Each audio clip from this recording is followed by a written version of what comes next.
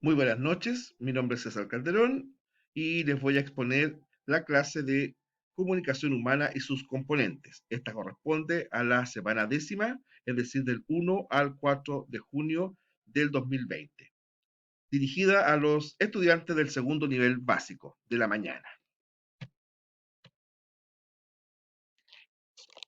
Partamos diciendo que lo que es la comunicación. En términos del significado del concepto, hay que señalar que la comunicación es la acción consciente de intercambiar información entre dos o más participantes con el fin de transmitir o recibir información u opiniones distintas. Los pasos básicos de la comunicación son la formación de una intención de comunicar, la composición del mensaje, la codificación del mensaje, la transmisión de la señal, la recepción de la señal, la decodificación del mensaje y finalmente la interpretación del mensaje por parte de un receptor. En diapositivas más adelante me referiré a estos pasos. Adelanto simplemente, ¿verdad?, que los elementos claves, absolutamente indispensables en toda comunicación son tres: emisor, mensaje y receptor. Bueno, la comunicación en general toma lugar entre tres categorías de sujetos principales: los seres humanos, en la cual se llama el lenguaje; los organismos vivos, en el cual damos origen a la biosemiótica; y los dispositivos de comunicación habilitados, que es la cibernética. Repito, cuando estamos hablando de la comunicación de seres humanos, estamos hablando del lenguaje. Cuando hablamos de comunicación de los organismos vivos, animales fundamentalmente, ¿verdad?, estamos hablando de biosemiótica, comunicación biosemiótica. Y mediante algún tipo de dispositivo de carácter tecnológico, ahí entra a tallar la cibernética. En un sentido general, la comunicación es la unión, el contacto con otros seres, que se puede definir como el proceso mediante el cual se transmite una información de un punto a otro. ¿Ya? Desde este punto de vista, ¿verdad?, tenemos que considerar que la comunicación es un movimiento de información. Pues en esencia, la comunicación es dinámica, no es estática, es decir, no se queda fija en un lugar puntual. Su propósito objetivo se puede denominar bajo la acción de informar, generar acciones, crear un entendimiento o transmitir una idea. También son cuatro elementos que no pueden estar ausentes dentro del proceso de la comunicación. Es decir, informar, el mensaje tiene evidentemente una intencionalidad de informar; generar acciones, es decir, que la persona al recibir el mensaje tal vez modifique su conducta; crear un entendimiento entre el emisor y el receptor; y por cierto, que transmite una idea. Un mensaje sin transmisión de ideas prácticamente es inentendible, es inimaginable. Los comunicadores tienen como función entregar información verídica y confirmada por más de tres fuentes. Ya cuando el hecho de emitir un mensaje se vuelve una profesión, estamos hablando de un periodista, de un comunicador social, etcétera, ¿verdad? Evidentemente este mensaje estará más validado en la medida que esto sea verídico y confirmado. Bueno, ahí tenemos, ¿verdad?, un esquema de la comunicación con los principales elementos. Por ejemplo, el emisor, quien, como lo vamos a ver adelante, ¿no es cierto?, el punto de partida de la comunicación, el contenido de la misma, que se llama mensaje; el receptor, de lo que emite el emisor, ¿verdad?, es decir, en otras palabras, el receptor del mensaje; la retroalimentación, que sería como el regreso, ¿ya?, al emisor de parte o elemento relevante del mensaje.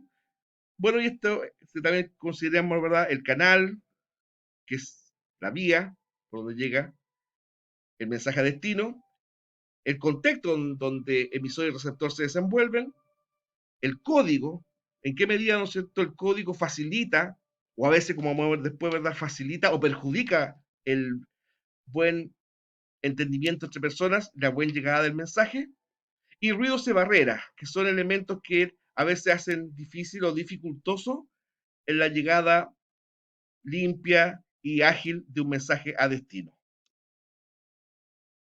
Bueno, vamos a definir un poco más a fondo cada uno de estos elementos. Dice, emisor, es la persona que tiene la intención y se encarga de transmitir una información, mensaje, para lo que necesita elaborarla y enviarla al receptor. Esta persona elige y selecciona los signos que le convienen, es decir, realiza un proceso de codificación, codifica el mensaje. Cuando hablamos de codificación en este caso, no estoy hablando de código Morse, de un enigma, de algo, ¿verdad? Por así decirlo, oculto. No, la codificación es elegir aquellos elementos visuales, auditivos, comunicacionales que permitan que el mensaje llegue a destino. Esa es la codificación. Obviamente hay mensajes que son más sofisticados y elaborados, lenguaje figurativo, eh, algún tipo de verdad de clave que es conocida previamente por el receptor, porque de esa forma no se entendería un mensaje. En un sentido más general, el mensaje es el objeto de la comunicación.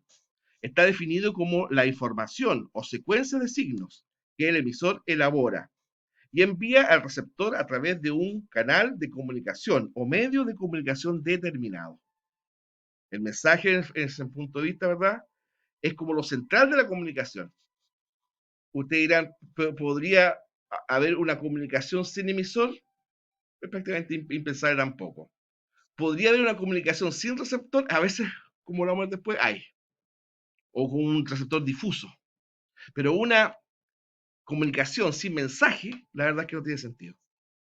El receptor es la persona a quien va dirigido el mensaje y quien recibe este y lo interpreta. Realiza un proceso inverso al emisor, ya que descifra e interpreta los signos elegidos por él, es decir, decodifica el mensaje. En otras palabras, el emisor codifica el mensaje, es decir, busca los signos que le permiten dar sentido y buena llegada a este, y el receptor, cuando una vez que recibe el mensaje, lo decodifica, es decir, a partir de esos signos, obtiene, captura, resume la información que este mensaje incluye. Ya, ahí abajo tenemos una pareja que, si ustedes se fijan, están hablando. Ya, pero esto es un contexto negativo o también llamado ruido de mensaje. Porque si ustedes se fijan, lo que dice el hombre no tiene relación alguna con lo que dice la mujer.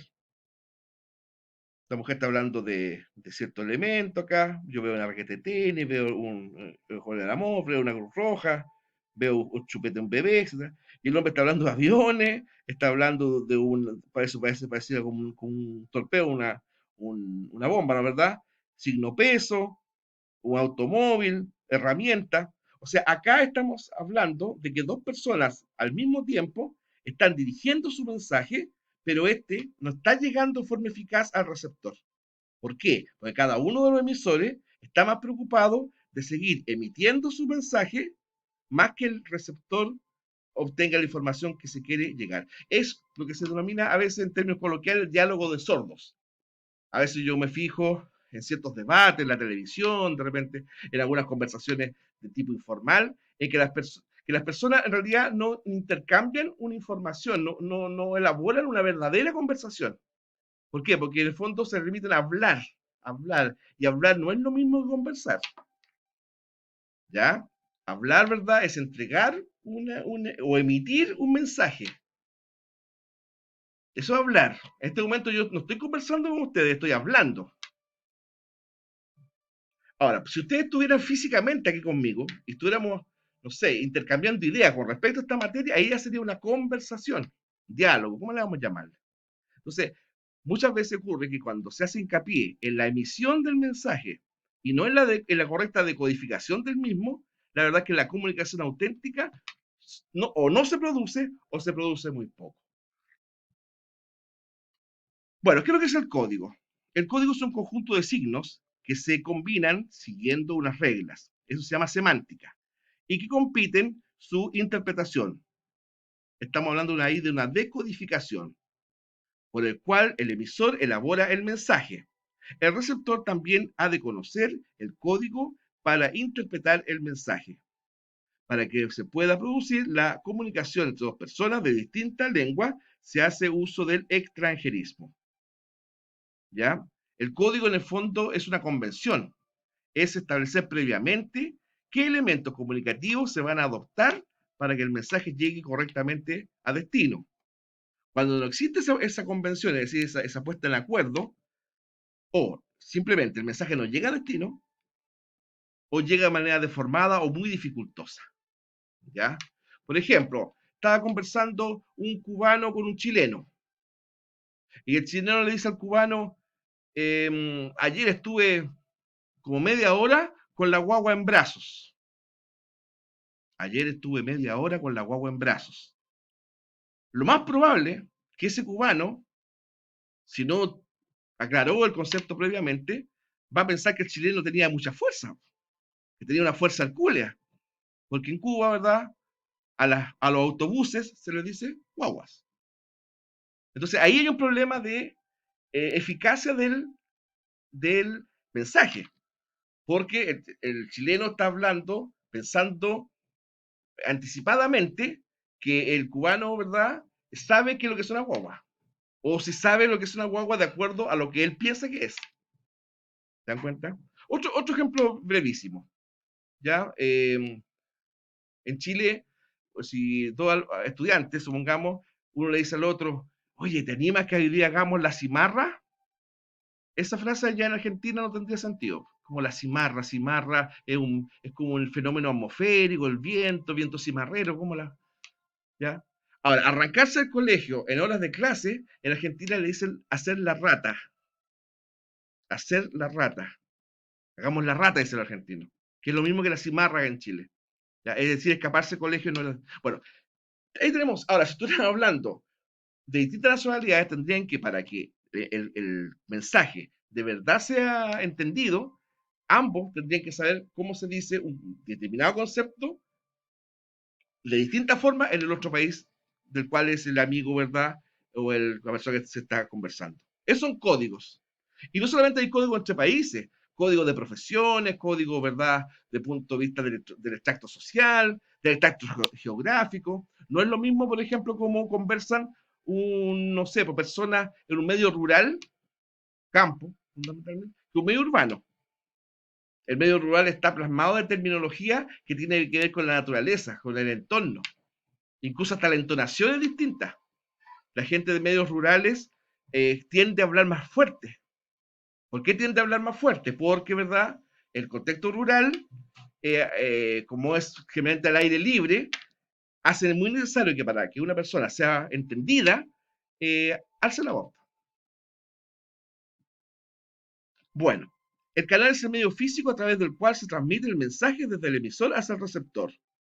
La situación, ¿ya?, es lo que rodea a este medio físico por el cual va a llegar el mensaje. Ahí tenemos, por ejemplo, dos niñas que están conversando, ¿verdad? Animadamente, y hay una tercera que está como escuchando, ¿ya? Por eso que están sin uniforme, lo más probable es que este sea el barrio. No sea un contexto escolar, puede ser un contexto más bien vecinal, ¿no es cierto? Bueno, esta niña que está escuchando ese diálogo sería parte de la situación o contexto. El hecho de que estén en el barrio y no estén en el colegio, también sería parte del contexto, en este caso, físico, es decir, el lugar donde ellas se encuentran. La voz, el sonido por el cual llega el mensaje de una a otra, es lo que aquí llamamos canal. Uno entiende canal en el contexto de canal de televisión. Claro, el canal de televisión es una forma, un medio físico, en este caso, ¿verdad? Electromagnético, ¿verdad? En que llega una información a las casas de uno, ¿verdad?